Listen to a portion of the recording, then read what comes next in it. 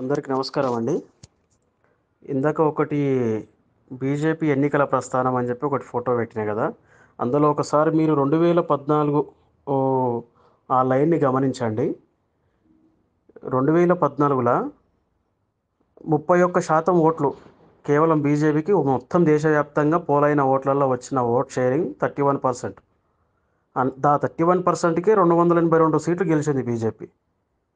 అంటే ఒక 30% ఓట్లు వస్తే కూడా ఒక పార్టీ గవర్నమెంట్ ఫామ్ చేయొచ్చు. ఈరోజు మన దేశంలో ముస్లిమ్స్ దాదాపుగా 20%కి వచ్చారు. ఎగ్జాక్ట్గా లెక్క కడితే 20 అటు ఇటుగానే ఉంటారు. దానికి క్రిస్టియన్ తోడవుతుంది. వాళ్ళు ఎంతో కొంత 2% అటు ఇటుగా ఉంటారు. మనం ఈరోజు 80% ఉన్నాం. 80 కాస్త 70కి వచ్చింది అనుకో. ఆ 20 వాళ్ళు 27, 28, 30 లోపల వచ్చినా కూడా కేవలం ముస్లిమ్స్, క్రిస్టియన్స్ కానీ ముస్లిమ్సే కానీ ఒక 30% ఓట్లతోటే వాళ్ళు కూడా గవర్నమెంట్ ఫామ్ చేసే అవకాశం ఉంటుంది. దీన్ని మనం గమనించాలి. అంటే ఓ 5% పెరిగినా మేము 80కి వెళ్ళి 70కి పోయినా, 70కి వెళ్ళి 65కి పోయినా మెజార్టీ మేమే కదా అని మనం అనుకుంటాం. కానీ వాళ్ళు 20కి వెళ్ళి 25, 27, 30%కి వచ్చినా కూడా వాళ్ళ ఓట్లు వన్ సైడ్ పడతాయి, మన ఓట్లు ఏమో 40 తుంకలు అవుతాయి. కాబట్టి వాళ్ళు గవర్నమెంట్ ఫామ్ చేసే అవకాశం స్పష్టంగా ఉంటుంది. ఇది ఎంత దూరం లేదు, ఇంకొక 20 ఏళ్ళు మనం ఆ సిఏఏ, ఎన్ఆర్సీ, యూసీసీ, ఆ యూనిఫామ్ సివిల్ కోడ్ ఏవి తీసుకురాకుండా వాళ్ళు 4 పెళ్ళిళ్ళు చేసుకొని ముగ్గురిని నలుగురిని కానీ 20 మందిని కనుక్కుంటా మన మా ముస్లిం అమ్మాయినేమో తొలి పెళ్లి చేసుకుంటాడు. మిగిలిన 2 పెళ్ళిళ్ళు 3 పెళ్ళిళ్ళు మన హిందూ అమ్మాయిలను ఎత్తుకపోయి సెకండ్ హ్యాండ్ కింద ఉంచుకుంటాడు. దీనివల్ల ఎంత పెద్ద నష్టం జరుగుతుంది మన దేశంలో. ఈ జనాభా ప్రొడక్షన్ జరిగేది కేవలం స్త్రీ నుంచి. హిందువులలో ఉన్న ఒక స్త్రీని తీసుకుపోయి వాళ్ళ దాంట్లో వేసుకుంటే ఈ స్త్రీ కూడిన పిల్లలంతా వాని పిల్లలే. ఆ లాజిక్ వానికి ఎరక. కాబట్టి వాళ్ళు చిన్న ప్రయత్నమే అనిపిస్తుంది మనకి, ఎన్నో ఒక మారుమూలలో జరుగుతున్నది అని చెప్పి మనం అనుకుంటున్నాం. దీన్ని ఖండిస్తున్న బీజేపీ పార్టీని ఏమో మనం ఇది మతతత్వ పార్టీ, ఇది మా పార్టీ కాదు అని చెప్పి మనం దూరం పెడుతున్నాం.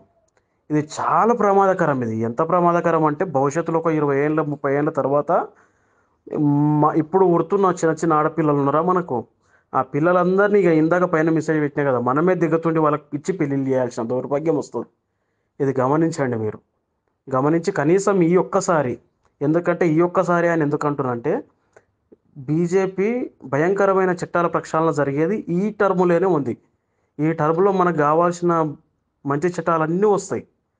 రెండవది, మనము ప్రతి వారము నిన్న కూడా మనోళ్ళు కాంగ్రెస్ పార్టీలు హనుమాన్ టెంపుల్కి పోయి పూజ చేసుకోవడం జరిగింది. ప్రతి వారము మంగళవారమో శనివారమో గుడికి పోయి హనుమంతుని పూజించుకొని వస్తాం. కానీ సాక్షాత్తు హనుమంతుడే నరేంద్ర మోడీ రూపంలో వచ్చిండు మన దేశంలో. ఈసారి ఆయనకు ఓటు వేయకపోతే జీవితంలో ఓటేసే అవకాశం ఉండదు మనకు. ఎందుకంటే ఆయన ఈ ఒక్కసారి మాత్రమే ప్రధానమంత్రి అవుతాడు మళ్ళా గాడిగా. కాబట్టి సాక్షాత్తు మనం బతుకుతున్న టైంలో హనుమంతుడు నరేంద్ర మోడీ రూపంలో జన్మించి మన కోసం ఈ చట్టాలన్నీ వేసుకొస్తుంటే, ఇంత పరిపాలన చేస్తుంటే మనము సపోర్ట్ చేయకుండా మనం ఒట్టి హనుమన్ల గుడి చుట్టూ తిరిగితే ఏం లాభం? ఆ స్వాతంత్ర పోరాటం జరిగే టైంలో ఒక మనిషి బతికుండి 100 ఏళ్ళ ముసలాయన ఉండనుకో, ఇప్పుడు 78 ఏళ్ళు, 75, 75 ఏళ్ళు మనకు స్వతంత్రం వచ్చి ఇంత టైం అయింది అంటే వాడు అప్పటికి 20 ఏళ్ళ వయసు ఉంటుంది స్వతంత్రం వచ్చే టయానికి.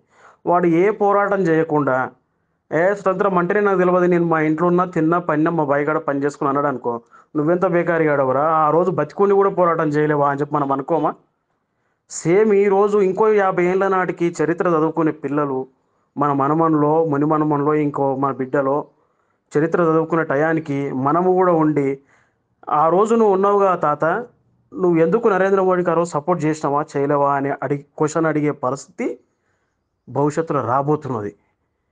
ఎందుకు నరేంద్ర మోడీ సాక్షాత్తు హనుమంతుడు అని నేను అంటున్నంటే, ఒక 550 ఏళ్ళు అంటే దాదాపుగా 6 దశాబ్దాల సంధి సమస్య పరిష్కారం కాలేదు అయోధ్య రామ మందిరాన్ని, సాక్షాత్తు ఈయన వచ్చి పరిష్కారం చేసుకున్నాడు. అంటే ఆ రాముని యొక్క బంటు హనుమంతుడే కొట్టి ఆయన కూడా ఆయన నిర్మించుకున్నాడు ఈరోజు. ఇది వాస్తవం, ఏదో ఆయన మీద అభిమానంతో చెప్తున్న మాట కాదు ఇది. ఆయన కట్టు బ్రహ్మచర్యం పాటించిండు. ఆయన ఈరోజు వరకు కూడా ఒక చిన్న మచ్చ అంటే చిన్న మచ్చ లేదు. ఈరోజు ప్రపంచ దేశాలన్నీ ఆర్థికంగా మనకన్నా మంచి దేశాలు ఉన్నాయి.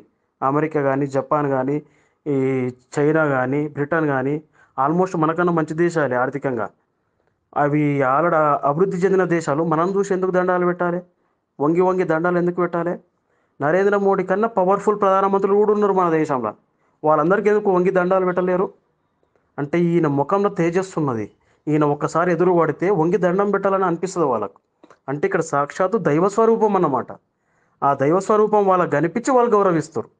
ఈ విషయాన్ని మనం గుర్తించాలి. మనకు కనిపియాలి. మన కోసము మన నెక్స్ట్ జనరేషన్ కోసం ఆయన పోరాటం చేస్తుండు. మీ కాంగ్రెస్ వాళ్ళు కానీ టీఆర్ఎస్ వాళ్ళు కానీ అందరి దృష్టిలో ప్రతి ఒక్క హిందూ దృష్టిలో ఈసారి మోడీ రావాలని అందరికి ఉన్నది. ఆ విషయం నాకు కూడా తెలుసు. ఇప్పుడు కాంగ్రెస్ ప్రచారం చేస్తున్న వాళ్ళ లోపల కూడా మోడీయే రావాలి, మోడీకే ఓటేసాం లోపల అని చెప్పి వాళ్ళు కూడా అనుకుంటారు కొంతమంది. అయితే ఏమవుతుందంటే మీరు వేస్తుండొచ్చు, కానీ మీరు పోయి ఇంటింటి ప్రచారం చేయడం వల్ల ఏమవుతుంది, కొంతమందికి అవగాహన తక్కువ ఉంటుంది. వాళ్ళు లిమిట్గా వాళ్ళ పనులు వాళ్ళు చేసుకుంటూ ఉంటారు, వాళ్ళకి అవగాహన తక్కువ ఉంటుంది. వాళ్ళందరూ ఏం చేస్తారు, అరే పలానా మనిషి మా ఇంటికి వచ్చి కాంగ్రెస్కి ఏమన్నాడు, అరే పలానా మనిషి మా మనిషి వచ్చినాడు, ఆ రోజు నాకు ఆసరా అయ్యిండు, నాకు ఆ రోజు ఆదుకున్నాడు, ఆయన వచ్చి కాంగ్రెస్కి ఏమన్నాడు, నేను కాంగ్రెస్కే వేస్తా అని చెప్పి వేస్తాడు ఆయన. అది నష్టమే కదా. నువ్వేమో ప్రచారంలో తిరుక్కుంటా మోడీకి ఓటేస్తావు, మోడీ గెలవాలని కోరుకుంటావు, నువ్వు ప్రచారం చేసేదేమో వేరే పార్టీకి చేస్తున్నావు. ఇది మన లోకల్ ఎమ్మెల్యే మీద ఉన్న గౌరవం కావచ్చు, పార్టీ కార్యకర్తగా గౌరవం కావచ్చు, చేయాలనిపిస్తుంది. చెప్పండి స్పష్టంగా వాళ్ళకు కూడా, అన్న నువ్వు గెలవాలని నీ కోసం పనిచేస్తాం, ఈరోజు దేశం కోసం పనిచేస్తామన్నా. ప్రతిసారి పార్టీ కోసం ఓటేసుకుంటాం, ఈ ఒక్కసారి భవిష్యత్తు కోసం ఓటేస్తాం. ఎవరి భవిష్యత్తు? మా పిల్లల భవిష్యత్తు. మా పిల్లల భవిష్యత్తు కోసం, మా హిందూ ధర్మం కోసం ఓటేస్తాం. ఈ ఒక్కసారి మమ్మల్ని క్షమిస్తారా, మన్నిస్తారా, ఏమన్నా చేయండి, మీరు తప్పు పడకండి, మేము మీ ఎంబడే ఉంటామని చెప్పి మీ ఎమ్మెల్యే గారికో మీ టీఆర్ఎస్ అధినాయకునికో ఇంకెవరికైనా చెప్పండి. ఏ పార్టీలు ఉన్నారో ఆ పార్టీ అధినాయకుని చెప్పండి, పర్వాలేదు. ఈసారి మాత్రం మన హిందూ ధర్మం గెలవాలి, మన భవిష్యత్తు గెలవాలి. ముఖ్యంగా మన దేశం పటిష్టంగా ఉండాలి. ఈ కనీసం ఇక్కడ ఉన్న తుర్కో నిలబడితే ఆ బంగ్లాదేశ్కో పాకిస్తాన్కో ఇరాన్కో ఇరాక్కో ఏదో ఒక టర్కీకో దుబాయ్కో బతాడు కనీసం. ఆ హైదరాబాద్కి ఎంతమంది పోలేదు దుబాయ్కి? మన హిందువులు నీటికి వెళ్ళగొడితే ఇంకో దేశం లేదు బతకనికి మనం. దీన్ని గమనించండి. ఎందుకంటే పరిస్థితి పీకులకు వచ్చింది, చట్టాలు బలపడే టైం వచ్చింది. 2/3 మెజార్టీ అడుగుతుండు మోడీ. మనం స్పష్టంగా మెజార్టీ అందియాలి. ఆ మెజారిటీలో మనది కూడా ఉండాలి, మన నియోజకవర్గం కూడా ఉండాలి, మన నియోజకవర్గంలో మన ఓటు కూడా ఉండాలి ఖచ్చితంగా. ఇలాంటి హనుమంతునికి, ఇలాంటి పటిష్టమైన ప్రధానమంత్రికి నేను ఓటేసినా అని గర్వంగా చెప్పుకోవాలి. అదొకటి. ఇంకోటి ఏంది, ఎలాగో ఈడ లోకల్ స్టేట్ గవర్నమెంట్ కాంగ్రెస్ ఉన్నది. కాంగ్రెస్ పోయి ఆడికెళ్ళి ఫండ్ తీసుకొచ్చే పరిస్థితి లేదు. రేవంత్ రెడ్డి చెప్పింది స్పష్టంగా, ఇక్కడ ఒట్టి బిందెలే ఉన్నాయని చెప్పి. కాబట్టి కనీసం ఇక్కడ మెజారిటీ సీట్లు 10-12 సీట్లు మెజారిటీగా మన మహబూబ్ నగర్ ఏమి, చేవెళ్ళేమి, మన రీజనల్ రింగ్ రోడ్ అనౌన్స్మెంట్ చేశారు కదా, దీని చుట్టూ ఉన్న ఎంపీ సీట్లన్నీ మన బీజేపీ గెలిచిందనుకో, కనీసం ఆ, తెలంగాణ ప్రజలు మా బీజేపీ పార్టీకి అన్యాయం చేయలేరు. లోకల్ కోసమని వాళ్ళు కాంగ్రెస్ని గెలిపించుకున్నప్పటికీ వాళ్ళ గుండె నిండా బీజేపీ ఉన్నదని చెప్పి వాళ్ళు గుర్తించి ఇక్కడ వరకు తొందర చేస్తారు. మనం రియల్ ఎస్టేట్ కొలాప్స్ అయ్యి కాలు చేతులు వదిలేసుకొని కూర్చున్నాం ఈరోజు. ఆ విధంగానే మనం ఆర్థికంగా బలపడతాం కదా. గెలిపించి దాన్ని ఓటు వేసుకొని ఏం చేసుకుంటారు? ఎట్లా నరేంద్ర మోడీ వస్తాడు, అలా డౌటే లేదు. వచ్చేటాయని గెలిపిస్తే అయిపోతుంది కదా. కాబట్టి కొంచెం ఆలోచించండి, కొంచెం గమనించండి. ఎన్నో దాడులు, ఎన్నో అన్యాయాలు జరుగుతున్నాయి, లవ్ జిహాదులు ఈ మధ్యలో ఎక్కువైనాయి. దాన్ని గుర్తించండి. గుర్తించి ఏ విధంగా సపోర్ట్ చేయాలి, కర్ర కాల్చి వాత పెట్టాల్సిన టైం ఏంటంటే ఎలక్షన్లే. సరైన నాయకుడు కోటేస్తే చాలు, అంతే. 5 ఏళ్ళు మన పని మనం చేసుకుంటాం. ఒకనాడు మనం దేశం కోసం ఆలోచిస్తే మిగిలిన 5 ఏళ్ళు వాడు పని చేస్తాడు. కాబట్టి ఆలోచించండి. అందరూ మౌనంగా ఉండండి. ఇతర పక్షాలన్నీ బహిర్గతంగా కొందరు సపోర్ట్ చేయలేకపోతారు. సురేంద్ర బాబుకి నేను నిజంగా యాడ్సప్ చెప్తున్నా. ఆయన కాంగ్రెస్ పార్టీలో ఉండి బహిర్గతంగా కాంగ్రెస్ కండువాతోనే చచ్చిపోతా అన్న మనిషి ఈరోజు మోడీ గెలవాలని చెప్పి బహిర్గతంగా మాట్లాడుతుంటే నేను చాలా సంతోషిస్తున్నా ఆ విషయంలో. కాబట్టి కొందరు వీలైతే సపోర్ట్ చేయండి బహిర్గతంగా, సపోర్ట్ చేయలేకపోతే మౌనంగా ఉండండి. ఆ ఎమ్మెల్యే ఏమనుకుంటాడో, ఎంపీ అభ్యర్థి ఏమనుకుంటాడో, మా పార్టీ రేవంత్ రెడ్డి ఏమనుకుంటాడో అనుకుంటే రేపు నీ పిల్లలు ఏమనుకుంటారో ఆలోచించు నీ గురించి. మా నాయన ఉండి కూడా మా హిందూ ధర్మాన్ని నిలబెట్టుకోలేక ఈరోజు మా పరిస్థితి ఇంత దారుణంగా అయింది, మీ మైనార్టీలమైనము, వేరే వాడు టోపీగాడు మెజార్టీ అయ్యండి అని చెప్పి వాళ్ళు అనుకునే పరిస్థితి రాకుండా ఈరోజు ఆలోచన చేయండి. కొంచెం ఈసారి ఖచ్చితంగా ఏది ఏమన్నా కానీ అందరం స్పష్టంగా మోడీకే ఓటేతాం. ఆయన ఎట్లా గెలుస్తాడు, ఆయన ఎట్లా ప్రధానమంత్రి అవుతాడు, నా ఒక్క ఓటు వేయకపోతే కాడా, నేను నా పార్టీకి వేసుకుంటాను కొందరు అనుకుంటున్నట్టున్నారు. కొందరు అభ్యర్థిని చూస్తారు. అభ్యర్థి మంచోడు కాదు భయ్, లేకపోతే వేస్తుంటిమి అని. అరే అభ్యర్థి అనేటోడు ఒక పోస్ట్ మ్యాన్. నువ్వు రాసిన లెటర్ని ఆ పోస్ట్ మ్యాన్ ఎవరికి చేరాలో వానికి అందిస్తారు తీసుకుపోయి, అంతే. సేమ్ నువ్వు వేసిన ఓటును తీసుకుపోయి మోడీకి అప్పచెప్పేటోడే అభ్యర్థి.